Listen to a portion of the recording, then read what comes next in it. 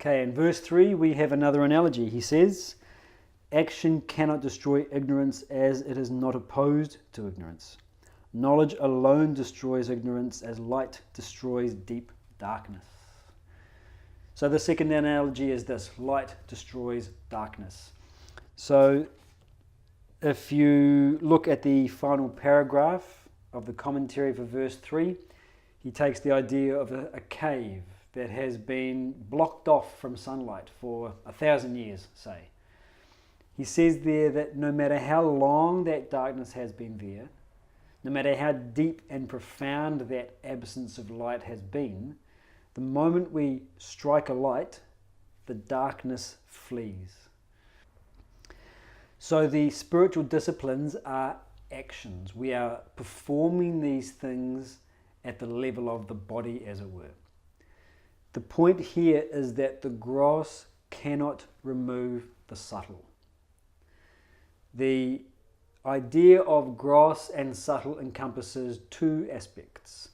Whenever we are trying to determine gross and subtle, we look at pervasiveness and control. So the subtle is more pervasive than the gross. The subtle controls the gross. So to say that the subtle is more pervasive is to say that it exists wherever the gross does and exists beyond it. So take a simple example. Look at the inner personality of mind and intellect. Whenever we look at the mind and its feelings, they always arise from memory. The mind means memory. So the mind then can only go to aspects of the past. This is the only place that it can go. Take a look at the intellect. The intellect can also travel with the mind to the past. But it can do more than that. It can project into a future. So the mind can't go to something it does not know. But the intellect can. The intellect can advance from the known to the unknown, making the unknown known.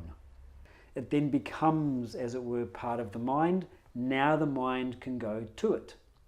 And so what we're seeing here is the intellect has the capacity to go everywhere the mind does and to go where the mind cannot.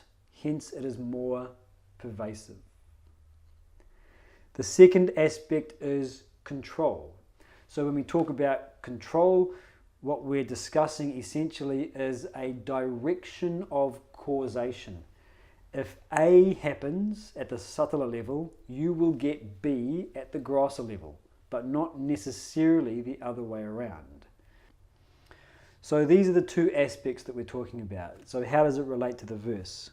He says, action cannot destroy ignorance as it is not opposed to ignorance.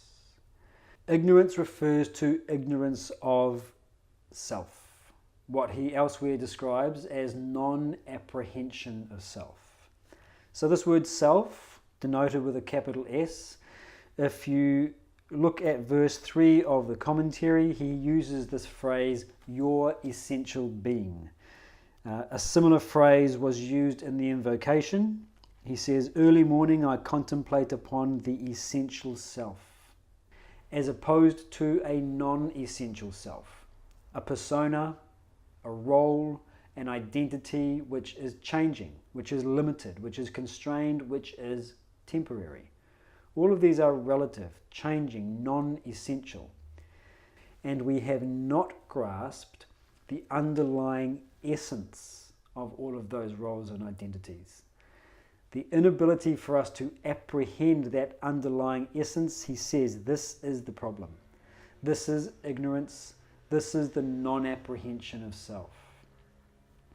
So he says then that this non-apprehension, which is subtle, cannot be removed by action which is gross. When he's discussed this in class, I've heard him use the same analogy a number of times. You can't sweep away darkness. You take your broom, it's gross. You take the action of sweeping, it's gross. You can't sweep away the darkness. You have to strike a light. So too, I grasp in the darkness of ignorance, not knowing who I am in this world. How do I get rid of that ignorance? I can't sweep it away. I can't get rid of it by merely giving gifts. I can't get rid of it by merely praying or going on pilgrimages. I can't get it just by reading the text. The disciplines are necessary, but it's important that we don't get involved. The actions themselves are grosser than the ignorance we are trying to remove. In order to remove the ignorance, we must apprehend something which is subtler than the ignorance, as it were. So then, the recognition that the actions are gross and they cannot remove the subtle stops us from getting involved in the spiritual disciplines themselves. When I am involved, what it means is that I can't see anything beyond my current experience.